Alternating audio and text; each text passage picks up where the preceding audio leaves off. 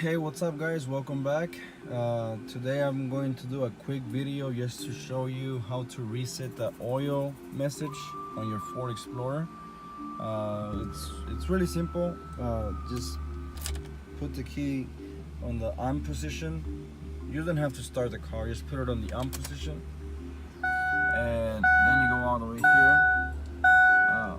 You should get rid of all these messages by just clicking reset.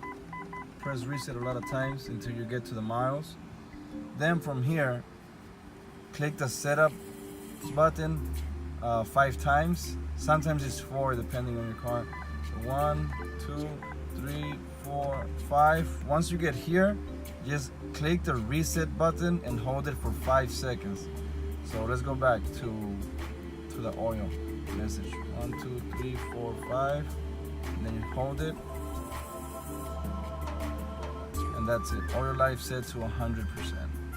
Then what you have to do is just turn on the car and that's it. So alright guys, thanks for watching this video. Like I said, it was a quick video just to show you how to do it. So thanks for watching, and as always, peace.